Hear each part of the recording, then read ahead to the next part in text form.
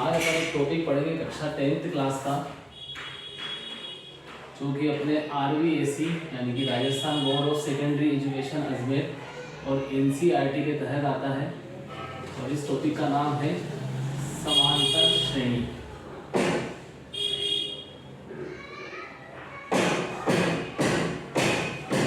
जो कि 10th board की प्रश्नावली 5वीं में इसको शामिल किया गया है। क्या होती है समांतर श्रेणी? तो समांतर श्रेणी एक ऐसी श्रेणी होती है जिसमें हर एक पद में समान संख्या का अंतर होता है।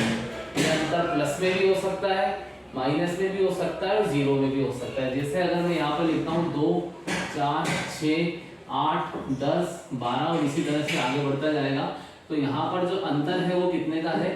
2 का। तो इसे हम क्या मानेंगे? एक समांतर श्रेणी। या इसी प्रकार ऐसा भी हो सकता है कि 10, 8, 6, 4, 2, 0, -2, -4 और ऐसे अगर ये आगे बढ़ता जाए तो d बराबर क्या आ जाएगा? -2। तो इसे भी हम किस श्रेणी में मानेंगे? समांतर श्रेणी। 5.1 प्रश्नावली का पहला प्रश्न करते हैं, जिसमें लिखा हुआ है कि प्रत्येक किलोमीटर के बाद टैक्सी का किराया, जबकि प्रथम किलोमीटर के लिए जो किराया है वो 15 रुपये है और उसके बाद का जो किराया है वो हर किलोमीटर के लिए 8-8 रुपये बढ़ता चला जाता है। साधारण सी चीज है कि अगर आप 1 किलोमीटर जाते हैं तो उसमें किराया कितना लगेगा? 15 रुपये। लेकिन अगर आप 2 किलोमीटर जाते हैं तो पहले किलोमीटर का किराया 15 और दूसरे का लग जाएगा 8, यानी कि टोटल एक किराया कितना हो गया? 23 रुपये। अगर आप 3 किलोमीटर जाते हैं तो 15 तो लग ही रहा था, दूसरे का 8 और तीसरे का 8, यानी टोटल एक किराया कितना हो जाएगा? 31।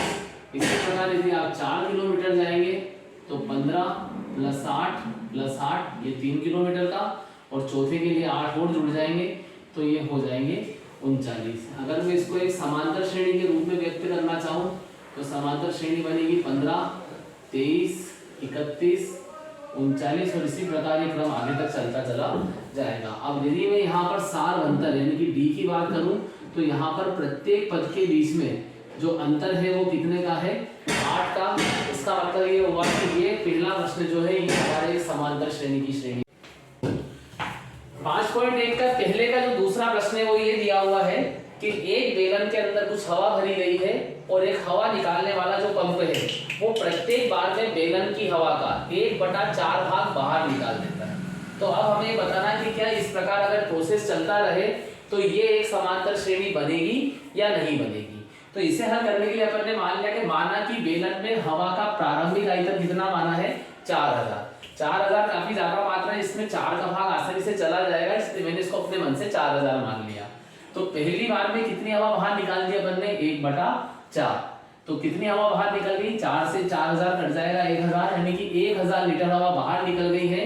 तो पहली बार हवा निकालने के बाद कितनी हवा बचेगी? 3000 लीटर। फिर अगली बार इस 3000 में से 1/4 भाग फिर बाहर निकला, यानी कि 750 लीटर हवा को हमने बाहर निकाल दिया। तो दूसरी बार प्रोसेस करने के बाद हवा कितनी बचती है? 2250 लीटर। फिर अगली बार वापस 1/4 हवा बाहर निकाल दी है, तो 2250 में जब 1/4 से गुणा किया यानी 4 का भाग लगाया तो हमें इसका उत्तर मिल जाएगा 562.50, यानी इतनी हवा बाहर निकल गई। तो तीसरी बार में जो सिलेंडर में हवा बचेगी वो कितनी बची हुई है? 1687.50 लीटर। यदि मैं इसको एक श्रेणी के रूप में लिखूं तो पहली बार में जो हवा की मात्रा थी वो 4000, फिर दूसरी बार में रही है 3000, फिर 2250 और 1687.50। अब अगर मैं यहाँ पर d का मान निकालना चाहूँ तो यहाँ से यहाँ तक d का मान आता है 1000। 4000 में से 3000 को घटा देंगे तो इसका उत्तर आ जाएगा 1000। अगर मैं यहाँ से यहाँ तक d का मान निकालना चाहूँ तो यहाँ पर मुझे इसका उत्तर मिलेगा -750, और यहाँ से यहाँ तक अगर d का मान निकाले तो इसका उत्तर मिलेगा 562.50। अब आप ध्यान से देखिए कि यहाँ पर d का जो मान है वो तीनों श्रेणियों में समान नहीं है। समांतर श्रेणी तभी बनती है जब इस d का मान सभी जगह क्या आ जाए? समान आ जाए। लेकिन यहाँ पर इस d का मान समान नहीं है। इसका मतलब ये हुआ कि ये जो सिलेंडर या बेलन से हमारा निकालने वाला सिस्टम है इसमें जो श्रेणी बनेगी वो एक समांतर श्रेणी नहीं बनेगी। ओके। 5.1 के पहले का तीसरा, इस प्रश्न में लिखा हुआ है कि प्रत्येक मीटर की खुदाई के बाद एक कुआं खोदने में आई लागत, लागत का मतलब होता है कि कुआं खोदने में कितना खर्चा आएगा। क्या सिस्टम है लागत का कि जबकि प्रथम मीटर की खुदाई की लागत है 150 रुपए और बाद में प्रत्येक मीटर खुदाई की लागत 50-50 रुपए बढ़ती चली जाती है। यानी कि अगर इसको अपन यूं देखें तो अगर किसी ने व्यक्ति ने 1 मीटर कुआं खुदवाया तो उसको टोटल कितना रुपया देना है, 150 रुपए उसको जमा कराने हैं। लेकिन यदि वो 2 मीटर कुआं खुदवाता है तो इसमें 150 प्लस यानी कि प्रत्येक मीटर की जो लागत है वो 50 रुपए बढ़ जाएगी। यानी कि अब उसे 2 मीटर खुदाई के लिए कितना रुपया देना पड़ेगा, 200। अगर वो व्यक्ति 3 मीटर कुआं खुदवाता है तो 2 मीटर के लग रहे थे 200 और 3 मीटर के लिए 50 रुपए एक्स्ट्रा उसे पेमेंट करना पड़ेगा, तो अब उसका हो जाएगा 250।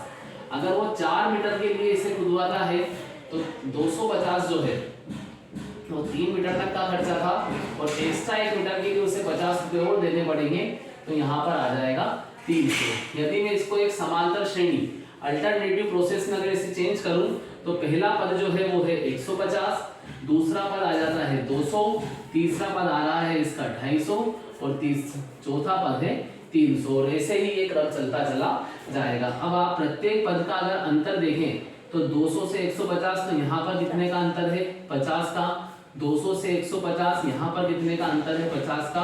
और 250 से 300 यहाँ का अंतर भी कितने का है, 50 का। अर्थात डी का जो मान है वो सभी जगह पर समान है 50, इसलिए ये एक समांतर श्रेणी मानी जाती है, अर्थात ये एक समांतर श्रेणी है। अब प्रश्नावली 5 पॉइंट देखते हैं। पहले का चौथा प्रश्न, खाते में प्रत्येक वर्ष का मिश्रधन जबकि 10,000 रुपए की राशि 8% वार्षिक ब्याज की दर से चक्रवृद्धि ब्याज पर जमा कराई जाती है। देखिए ब्याज के भी 2 सिस्टम होते हैं, एक होता है सरल ब्याज और एक होता है चक्रवृद्धि ब्याज। चक्रवृद्धि ब्याज जो है जिस प्रकार से ये चक्र चलता है इसी प्रकार ये चक्रवृद्धि ब्याज चलता रहेगा। मतलब कि चक्रवृद्धि ब्याज में जो ब्याज है उसके ऊपर भी लगातार ब्याज जुड़ता चला जाएगा, जबकि सरल ब्याज जो है उसमें मूलधन हमेशा वही रहता है लेकिन ब्याज लगातार बढ़ेगा। तो अगर ये प्रश्न सरल ब्याज का होता तो ये एक समांतर श्रेणी बन जाती, लेकिन ये प्रश्न एक चक्रवृद्धि ब्याज का प्रश्न है, इस कारण से ये एक समांतर श्रेणी नहीं बनेगी। फिर भी अपन इसे हल करके देखते हैं। तो देखो इसका प्रारंभिक मूलधन जो है वो हमें दिया गया है 10,000 रुपए, दर जो है वो दी गई है 8% और इसका जो समय है तो अपन एक एक वर्ष के लिए काउंट करेंगे। तो सबसे पहले इसका समय कितना हो जाएगा, 1 वर्ष। तो अपन पहले इसका सरल ब्याज निकालेंगे। तो ब्याज बराबर होता है मूलधन, ब्याज बराबर होता है मूलधन गुणा दर गुणा समय बटा 100। ये सरल ब्याज का सूत्र है जो पहले वर्ष के लिए तो हमेशा समान ही रहेगा। तो मूलधन कितना है 10,000, दर है 8, समय है 1 बटा कितना 100, 2 0 से 2 0, तो ब्याज कितना बनता है 800 रुपये। यानी कि इसका जो मिश्रधन बनेगा पहले वर्ष का,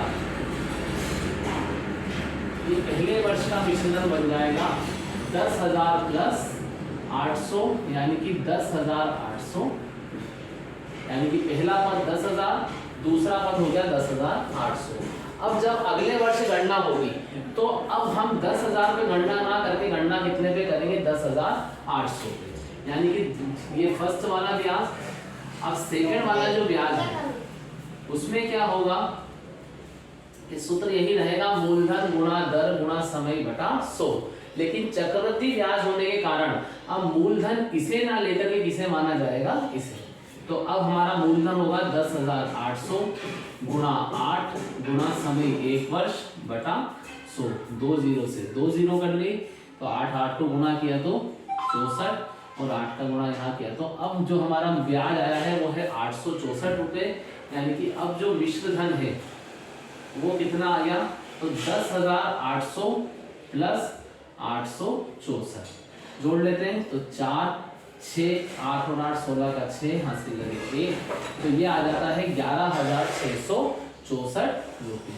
अब यदि मैं इसको एक श्रेणी के रूप में चेक करूं तो क्या श्रेणी बनेगी, पहला पद कितना है 10,000, दूसरा पद कितना बनता है 10,800 और तीसरा पद जो बनता है वो है 11,664 और इसी प्रकार ये चक्रवृद्धि ब्याज का सिस्टम आगे तक चलता चला जाएगा। हम मान निकालेंगे कि डी का मान क्या है, इन दोनों का अंतर पता करेंगे। 10,800 में से अगर 10,000 को माइनस किया तो D1 बराबर तो मुझे कितना मिलेगा 800, लेकिन जब मैं D2 ज्ञात करने का प्रयास करूंगा और 11,664 में से 10,800 को घटाऊंगा तो मुझे मिल जाएगा 864। क्या इन दोनों का मान समान है? तो स्पष्ट पता चल रहा है कि इन दोनों का मान समान नहीं है, अतः ये एक समांतर श्रेणी नहीं है, समांतर श्रेणी नहीं है। क्योंकि D का मान समान नहीं है तो समांतर श्रेणी नहीं होगी। इससे पहले वाले प्रश्न में D का मान समान आया था 50, तो वहां हमने लिखा था कि समांतर श्रेणी है, लेकिन ये एक समांतर श्रेणी नहीं है। ओके, इस प्रश्नावली का अपन दूसरा प्रश्न करेंगे और दूसरा प्रश्न करने से पहले आपको कुछ बेसिक चीजें पता होना चाहिए। जैसे किसी भी समांतर श्रेणी का जो पहला पद होता है उसे डिनोट किया जाता है ए के साथ में, जो सार अंतर यानी कि दो क्रमागत पदों के बीच का अंतर जिसे कहा जाता है सार अंतर। दो क्रमागत पदों के बीच का अंतर इसे बोलते हैं सार अंतर। इसे हम सूत्र में प्रदर्शित करेंगे डी के द्वारा, जिसका एक सूत्र होता है a2 - a1 या a3 - a2 या a4 - a3 और ऐसे ये क्रम आगे तक चलता रहेगा। आप निम्न में से किसी भी सूत्र की सहायता से डी का मान आसानी से ज्ञात कर सकते हो। और अगर हमें अगला पद ज्ञात करना है तो अगला पद ज्ञात करने के लिए साधारण सा सूत्र होता है कि पहले वाला पद यानी कि उससे जस्ट पहले वाला पद और उसमें क्या जोड़ दिया जाएगा, सार अंतर जोड़ दिया जाएगा। जैसे दूसरे का तीसरा, पहला और दूसरा प्रश्न काफी इजी है, आप लोग खुद इनकी एक बार ट्राई करना। मैं आपको इसका तीसरा प्रश्न बताता हूँ। इसमें इसने कहा है कि a बराबर है 4 और d बराबर दिया हुआ है -3। तो आपको इस समांतर श्रेणी के 4 पद लिखने, यानी पहला पद हमारे पास में a है, सार अंतर उसने हमें -3 दे दिया। हमें क्या ज्ञात करना है, हमें ज्ञात करना है a2, फिर हमें ज्ञात करना है a3, हमें ज्ञात करना है a4 और फिर हमें ज्ञात करना है a5। a2 बराबर क्या होगा, तो जिसको मैंने सूत्र लिखा है अगला पद बराबर पूर्व पद प्लस सार अंतर। तो a2 से पहले वाला पद क्या होगा, तो a1 और प्लस सार अंतर यानी कि प्लस क्या कर देंगे d। तो a1 बराबर कितना है 4 प्लस d का मान कितना है -3। इसी को अगर मैं आगे तक हल करूं तो 4 की जगह पर 4 प्लस और माइनस मिला के -3 यानी कि a2 बराबर क्या आ जाएगा 1। अब अगर मैं a3 ज्ञात करना चाहूं तो a3 का पूर्व पद क्या a2, तो यहाँ लिखूंगा a2 प्लस d। तो a2 कितना आया 1 प्लस d कितना है -3, यानी कि इसका जो हमें उत्तर मिलेगा वो आ जाएगा 1 प्लस -3। 3 में से 1 गए तो 2, माइनस वाली संख्या बड़ी है इसलिए आंसर पे क्या लगा दिया अपन ने माइनस। a4 अगर हमें याद करना है तो a4 के लिए सूत्र बन जाएगा a3 प्लस d। सूत्र सारे यहीं से बन जाएंगे, पूर्व पद प्लस सार अंतर। तो a4 का पहला वाला पद क्या होगा a3 और उसमें d जोड़ना है। तो a3 का मान है हमारे पास -2 प्लस d का मान था -3। इसे आगे हल किया तो -2 प्लस माइनस मिला के -3, तो ये आ जाता है -5। इसी प्रकार यदि मुझे a5 यानी चौथा पद भी ज्ञात करना है तो ये हो जाएगा a4 प्लस d। तो a4 क्या आया था, तो a4 का मान हमारे पास में आया है -5 प्लस d का जो मान है वो हमारे पास में है -3। तो -5 प्लस माइनस मिला के -3, तो इसका उत्तर आ जाएगा -8। यदि मैं इसको एक समांतर श्रेणी के रूप में लिखूं तो पहला पद कितना था 4, दूसरा पद हमने क्या ज्ञात किया 1, तीसरा पद जो हमारे पास में आया है -2, चौथा पद जो है वो है -5 और अगला पद है वो है -8। और ऐसे ये श्रेणी आगे तक जाती चली जाएगी। दूसरे का चौथा प्रश्न, a बराबर -1 d बराबर 1/2 और इसके हमें 4 पद और ज्ञात करने। कैसे ज्ञात करेंगे आप लोग यहाँ पर देखिएगा। a2 बराबर हमें दिया गया है a प्लस d, पूर्व पद प्लस सार अंतर। तो a हमारे पास में है -1 प्लस d कितना है 1/2। तो अब हमें क्या करना है कि इस -1 में से 1/2 को घटा देना है। तो जब एक संख्या अंश और हर यानी कि भिन्न के रूप में हो तो उसका एलसीएम लिया जाएगा 2, जिसके बटा में कुछ नहीं होता उसके बटा में 1 का भाग 2 में लगाया 2 बार, तो यहाँ -2 प्लस 2 एकम 2, 1 को 1 से गुणा किया 1, ये आ जाएगा माइनस का 1/2। तो दूसरा पद जो आया है वो है -1/2। अब -1/2 का मान यहाँ रखेंगे, इसमें क्या करना है प्लस का 1/2। अब आप आराम से देखो, इसमें आपको लघुत्तम लेके हल करने की जरूरत नहीं है। एक प्लस का 1/2, एक माइनस का 1/2, यहाँ पर उत्तर मिल जाएगा हमें 0। A4 हमें याद करना है, तो A3 बराबर हमें मिला था 0 प्लस 1/2। अब 0 में 1/2 जोड़ना है तो ये कितना हो जाएगा 1/2।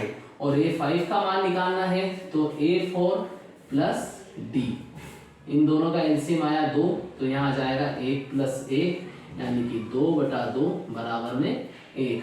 डायरेक्ट भी जोड़ा जा सकता है, आधा और आधा, आधा और आधा मिलता तो बन जाता है 1। अगर मैं इसे समांतर श्रेणी के रूप में लिखूं तो मेरी समांतर श्रेणी का पहला पद था -1, दूसरा पद मुझे मिला -1/2, तीसरा पद जो है वो यहाँ से हमें प्राप्त हुआ था 0, चौथा पद हमें यहाँ मिला था इसका प्लस का 1/2, और पांचवा पद जो है हमें मिल जाता है 1। तो ये दूसरे के चौथे प्रश्न में इस प्रकार हमने चारों पद ज्ञात कर लिए हैं। कुछ प्रश्न मैंने आपको बताए हैं और कुछ इसमें छोड़ दिए हैं। यदि आपको इन प्रश्नों में किसी भी प्रकार का कोई डाउट हो, समझ में नहीं आता है, या इसके अलावा आप इस प्रश्नावली का कोई और प्रश्न समझना चाहते हैं तो इस कमेंट कीजिए, चैनल को सब्सक्राइब कीजिए। धन्यवाद।